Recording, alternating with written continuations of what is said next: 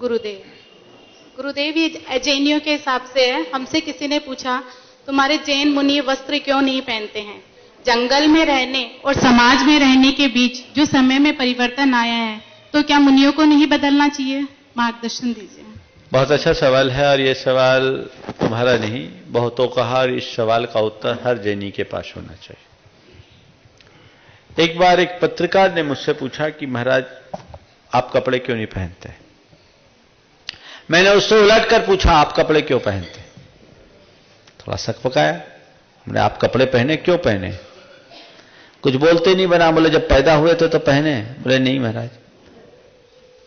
अरे तब क्या स्थिति थी? कोई पहना दिया तो पहना दिया, नहीं पहनाया तो ऐसे ही घूमते थे। बोले कोई फर्क पड़ता था? बोले नहीं महाराज, उस समय कोई लज्जा नहीं, कोई संकोच नहीं, कोई विकार भी नहीं था। बोले अब अगर आपके कपड़े उतार दे तो एकदम झेप गया। बोले महाराज अब तो ये हो नहीं सकता। बोले क्यों? बोले महाराज अब लज्जा भी है, संकोच भी है, विकार भी है।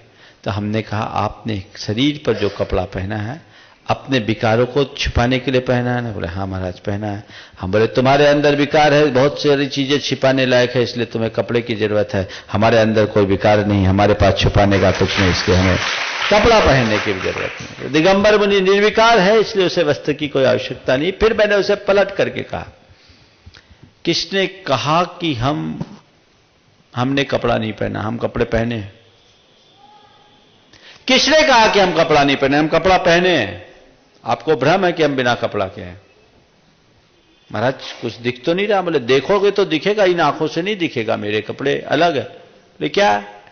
बोले हम नग्न नहीं, हम दिगंबर हैं। नग्न तो भोगी विलासी भी होता है, नग्न और दिगंबर में बहुत अंतर है। जो भोगी विलासी हो नंगा है, और दिगंबर जिसने दिशाओं को अंबर यानी वस्त्र बना लिया है। तुम्हारे वस्त्र तंतुओं के बने हैं और हमारे 10 वस्त्र दिशाओं के, हमने दिशाओं को ओढ़ लिया। तुम्हारे कपड़ों का एक माप है, हमारे वस्त्र अमाप हैं। तुम्हारे कपड़ों को रोज धोना पड़ता है, गंदे होते हैं, मैले होते हैं, फटते हैं। हमारे वस्त्र को धोने की जरूरत नहीं है, वो एक बार पहन लिया, प्रकृति ने पहना करके भेजा और आज तक है, जीवन के अंतिम क्षण तक रहेंगे। तुम्हारे कपड़े का उल्टा सीधा भी होता है, पर हमारे वस्त्र का न कोई उल्टा है न सीधा है, अपितु दुनिया में जितने उल्टा सीधा करने वाले हैं उन सबको हम लोग उल्टे से सीधा करने का काम करते हैं। यहां कोई उल्टा सीधा का काम नहीं।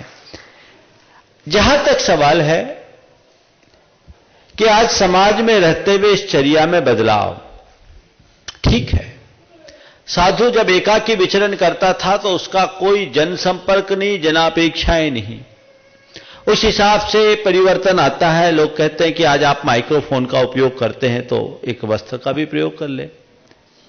माइक्रोफोन का प्रयोग होता है धर्म की प्रभावना के लिए, इससे बहुजनों को लाभ मिलता है, इसलिए उपयोग करते हैं। आप लोग लगा देते हैं, हम लोग ना नहीं करते हैं।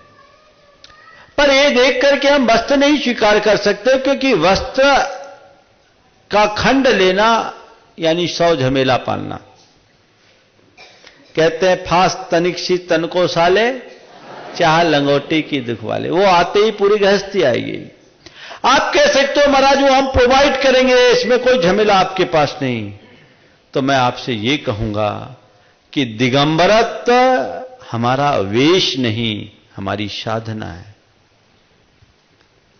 दिगंबरत्व हमारा वेश नहीं, हमारी साधना है। केवल कपड़े उतार देने का नाम दिगंबर नहीं है। कपड़े उतारने के बाद निर्विकार और सहज स्थिति में बने रहना, यह दिगंबरत्व है, जो कपड़ा स्वीकारने से नहीं होगा। इसलिए इस साधना में, इस चर्या में कोई कंप्रोमाइज की बात नहीं। इसमें हम कंप्रोमाइज कैसे करेंगे? यहां किसी भी तरह का कंप्रोमाइज नहीं हो सकता। यह हमारा सहज, स्वाभाविक, प्राकृतिक रूप है। और फिर मैंने उससे पूछा, आप इतनी देर से मेरे पास बैठे हो, आपको क्या अनुभव हो रहा है? किसी साधु के पास बैठे हो या किसी नंगे के पास बैठे हो? दोनों हाथ जोड़े, बोले महाराज माफ करें, आपके पास बैठने के बाद लगता नहीं कि हम किसी नग्न के पास बैठे हैं, ये लग रहा है कि किसी ऊर्जावान साधु के पास बैठे हैं। यही दिगंबरत्व का गौरव है, यही दिगंबरत्व की महिमा है। इसे आप जानिए। और यदि किसी के मन में दिगंबरत्व को लेकर के सवाल आता है तो बताइए कि ये अश्लीलता नहीं, ये हमारे स्वाभाविक रूप की स्थिति यथाजात मुद्रा है, निर्विकार मुद्रा है। इसीलिए गांधी जी ने कहा था कि नग्नता मनुष्य की आदर्श स्थिति है, यह उसका प्राकृतिक रूप है और युग युगांतरों से भारत की संस्कृति में इसे सम्मान दिया गया, प्रतिष्ठापूर्ण दृष्टि से देखा गया। इसलिए हमें इसके मान की सुरक्षा करनी चाहिए और जीवन को उसी क्रम में आगे बढ़ाना चाहिए।